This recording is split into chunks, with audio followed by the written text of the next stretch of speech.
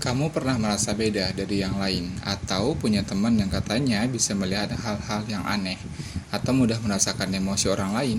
Nah, mungkin kamu sering dengar jika mereka itu disebut sebagai anak indigo. Mereka digambarkan sebagai individu spesial dengan kemampuan yang unik, mulai dari bisa lihat hantu, punya kepekaan yang super, sampai kemampuan meramal masa depan.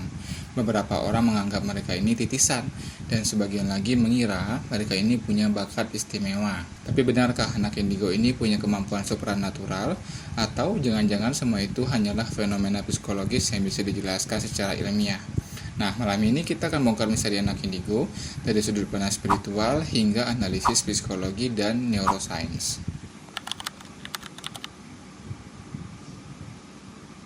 Konsep anak indigo pertama kali muncul pada tahun 1970-an yang dipopulerkan oleh Nancy Entep, yaitu seorang tokoh dari Amerika Serikat yang mendeklarasikan dirinya sebagai para psikolog, cenayang, dan ahli metafisika. Ia juga mengklaim bisa melihat aura manusia dan menemukan fakta bahwa beberapa anak memiliki aura berwarna biru atau indigo. Ia percaya anak-anak ini punya misi khusus, yaitu untuk membawa perubahan besar bagi kemanusiaan. Mitos ini berkembang pesat di kalangan komunitas spiritual, terutama di daerah Amerika. Nah, di Indonesia sendiri, istilah ini menjadi sangat populer di awal tahun 2000-an. Anak indigo sering digambarkan sebagai sosok yang punya empati yang sangat tinggi, sangat intuitif, dan peka terhadap energi. Mereka disebut-sebut bisa berkomunikasi dengan makhluk halus, merasakan masa lalu, atau bahkan mengetahui kejadian yang belum pernah terjadi sebelumnya. Karakteristik lain yang sering dikaitkan dengan mereka adalah punya IQ di atas rata-rata, punya jiwa yang lebih tua dari usianya, dan sering merasa tidak cocok dengan lingkungan sekitarnya. Banyak orang percaya ini adalah anugerah Tuhan, berkah yang diberikan ke individu terpilih. Pertanyaannya, apakah semua karakteristik ini benar-benar bukti kemampuan gaib, atau ada penjelasan lain yang lebih logis lagi nih? Anak indigo sering digambarkan memiliki karakteristik yang sangat berbeda dari anak-anak pada umumnya. Mereka dikatakan sangat sensitif, penuh empati, mampu merasakan emosi orang lain dengan intens, dan memiliki kecerdasan yang jauh melebihi teman sebayanya.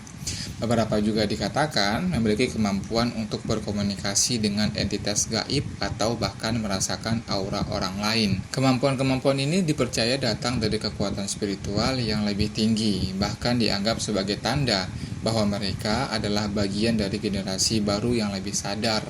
Terlebih lagi, di media sosial sekarang kita sering melihat cerita viral tentang anak-anak yang diklaim indigo hanya karena mereka lebih peka, lebih fokus, atau terlihat berbeda dari teman-temannya. Sebenarnya, kemampuan spesial ini mungkin tidak ada hubungannya dengan spiritualitas sama sekali. Semua yang disebut kemampuan indigo ini bisa dijelaskan dengan 3 kondisi neurologis yang jarang diketahui. Tapi bagaimana jika kita melihat fenomena ini dari sisi ilmiah? Dari kacamata sains, tidak ada bukti ilmiah yang mendukung keberadaan anak indigo ini.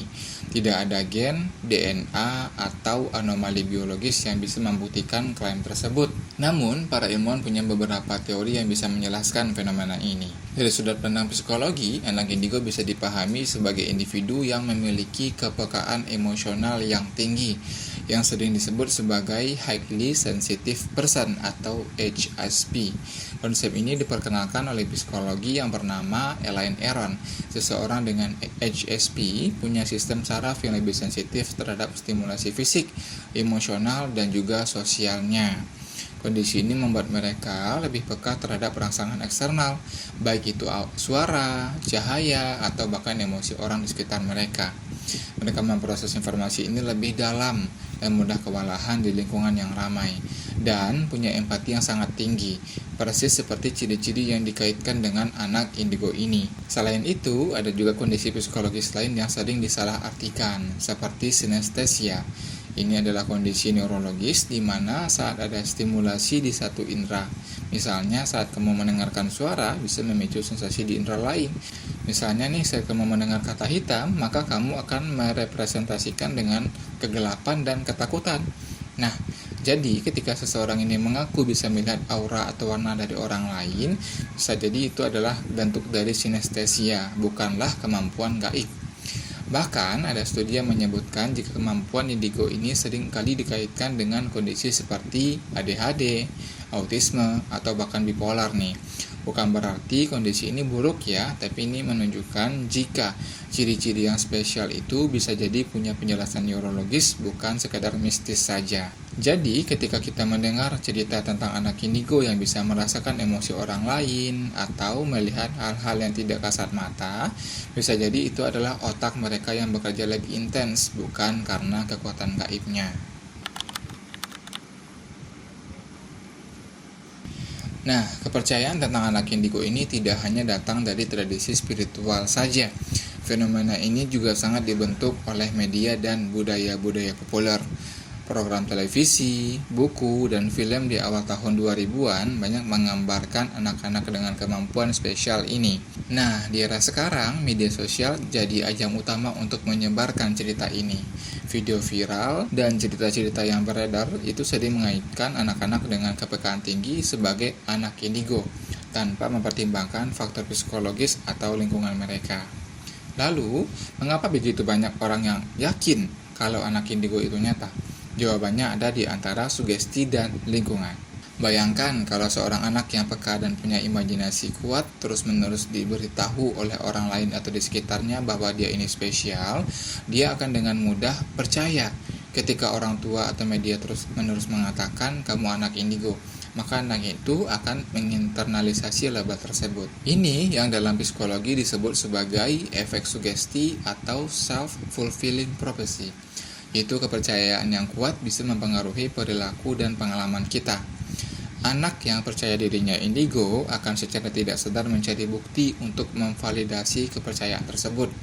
Misalnya, saat ia tiba-tiba merinding di sebuah ruangan, ia akan langsung mengaitkannya dengan kehadiran hantu, bukan karena perubahan suku lingkungannya. Jadi, pada akhirnya anak indigo bukanlah diagnosa medis, ini adalah sebuah label spiritual. Dan label ini bisa sangat berbahaya, terutama jika digunakan untuk menjelaskan kondisi psikologis yang seharusnya ditangani secara profesional.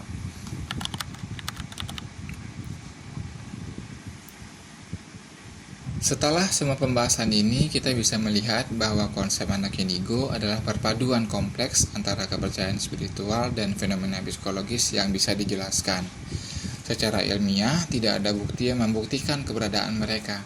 Semua ciri-ciri yang dikaitkan dengan anak indigo seperti empati yang tinggi dan kepekaan yang berlebihan, semuanya itu bisa dijelaskan melalui kondisi psikologis seperti highly sensitive person. Namun di sisi lain, bagi banyak orang, label indigo ini memberikan sebuah makna, sebuah identitas. Ini memberikan mereka rasa bahwa mereka bukan orang yang aneh, melainkan individu spesial dengan tujuan hidup yang lebih besar. Jadi, mana yang benar? Sampai hari ini pun, sains dan spiritualitas masih berjalan di dua jalur yang berbeda. Tapi satu hal yang jelas nih, memahami anak indigo secara lebih dalam dari sisi sains akan sangat membantu para orang tua untuk mendukung anak-anak mereka dengan cara yang lebih tepat, tanpa perlu mengaitkannya dengan hal-hal yang tidak bisa dibuktikan. Anak yang sensitif dan punya imajinasi kuat tidak perlu diberi label sebagai spesial, karena mereka sudah spesial apa adanya. Dengan memahami mereka, kita bisa memberikan dukungan yang tepat, bukan sekedar janji kosong tentang bakat supernatural saja. Menurut kamu, mana yang paling masuk akal nih? Anak indigo adalah sebuah realitas spiritual atau sebuah fenomena psikologis? Tulis pendapatmu di kolom komentar ya. Dan kalau kamu penasaran dengan analisis mistis serupa seperti Urang Bunian yang kita bahas di minggu lalu, jangan lupa cek video kita yang ini ya. Oke sana, cukup sekian untuk pembahasan kita di hari ini ya. Kalau kamu suka dengan konten yang membahas hal-hal spiritual dari sudut pandang ilmiah, jangan lupa klik like dan subscribe agar tidak ketinggalan video selanjutnya. Sampai jumpa di video berikutnya sana. Bye bye.